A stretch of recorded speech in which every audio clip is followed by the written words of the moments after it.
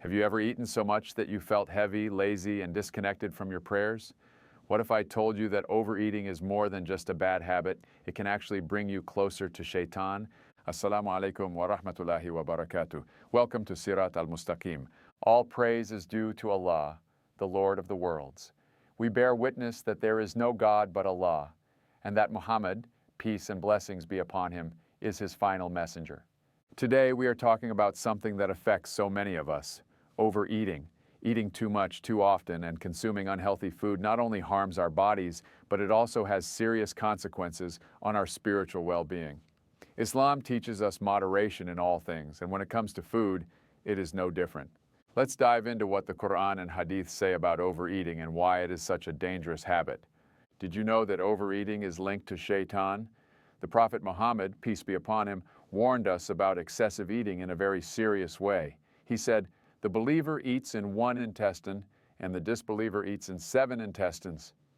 Sahih al-Bukhari 5393, Muslim 2060. It means that a true believer eats in moderation while a person disconnected from Allah indulges excessively, as if they have 7 stomachs. There is another hadith that should make us reflect deeply. The Prophet, peace be upon him, said, "The one who eats excessively is like the brother of shaitan." Sunan Ibn Majah 3373. Think about that for a moment. Every time we overeat, every time we indulge without self-control, we are behaving in a way that aligns with shaitan. The Messenger of Allah, peace be upon him, also said, "The son of Adam does not fill any vessel worse than his stomach. It is sufficient for him to eat a few bites that keep his back straight. But if he must eat more, then let him fill 1/3 with food, 1/3 with drink, and 1/3 with air." Sunan Ibn Majah 3349, Ahmad.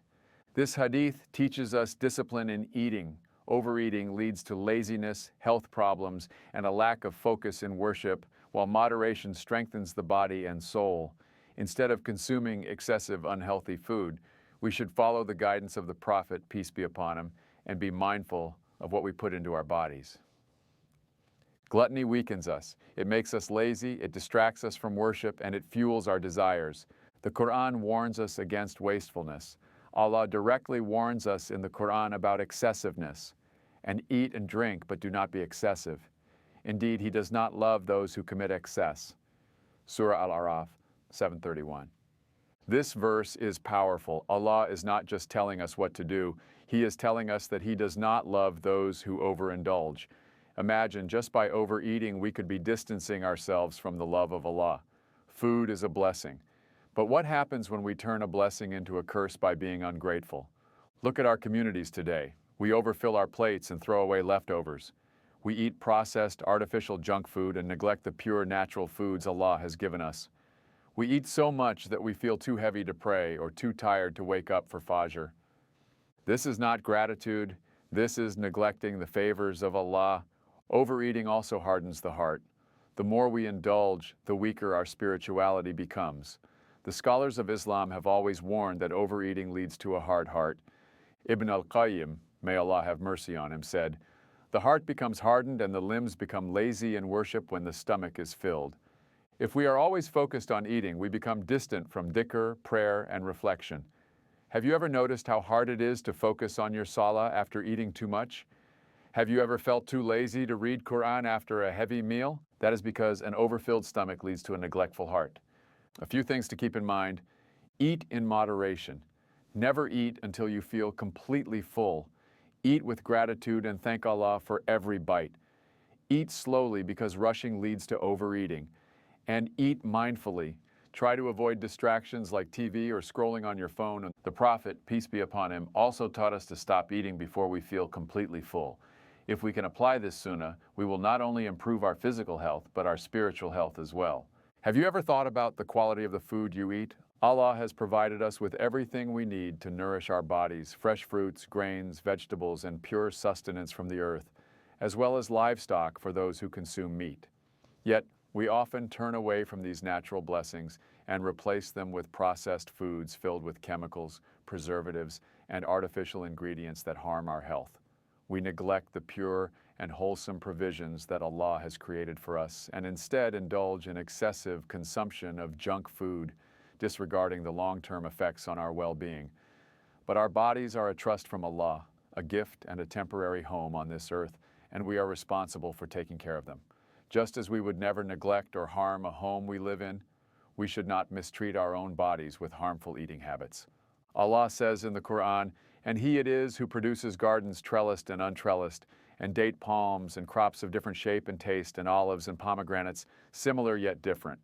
Eat of their fruit when they ripen, but pay the due thereof on the day of their harvest, and do not be excessive. Indeed, He does not love those who commit excess." Surah Al-An'am 6:141. This verse is a reminder that Allah created natural foods for us to consume in moderation, without excess or waste. Instead of replacing His perfect creations with unhealthy alternatives, we should be mindful of what we eat and honor the trust Allah has given us, our bodies. Allah has given us fresh fruits, pure honey, nourishing dates, and halal meats. But instead of appreciating these blessings, we fill our stomachs with processed junk, sugar, and artificial ingredients. Allah says in the Qur'an, "O mankind, eat from whatever is on earth that is lawful and good, and do not follow the footsteps of Satan. Indeed, he is to you a clear enemy." Surah Al-Baqarah 2:168. Notice how food is linked to shaitan. The verse tells us to eat what is pure, but also warns us not to follow shaitan. But what are we doing today? We are consuming excessive sugar, which leads to disease. We are eating unhealthy fast food, which makes us lazy. We are choosing junk over the pure foods Allah created. If we want to nourish our souls, we must also nourish our bodies with pure, halal, and wholesome food. Brothers and sisters, food is not the problem. Our relationship with food is the problem. We eat mindlessly, excessively, and without gratitude. We must break free from this cycle. Follow the Sunnah of eating in moderation. Choose pure, wholesome foods over harmful junk. Stop eating before you feel completely full. Remember that overeating weakens your spirituality, and most importantly, never forget this hadith. The one who eats excessively is like the brother of shaitan. May Allah protect us from excess, guide us to a balanced life, and grant us the ability to eat in a way that pleases Him. Ameen. If this video helped you reflect, don't forget to share it with others. Let's remind ourselves and our loved ones to eat in a way that strengthens, not weakens, our connection with Allah. May Allah bless you all. Assalamu alaikum wa rahmatullahi wa barakatuh.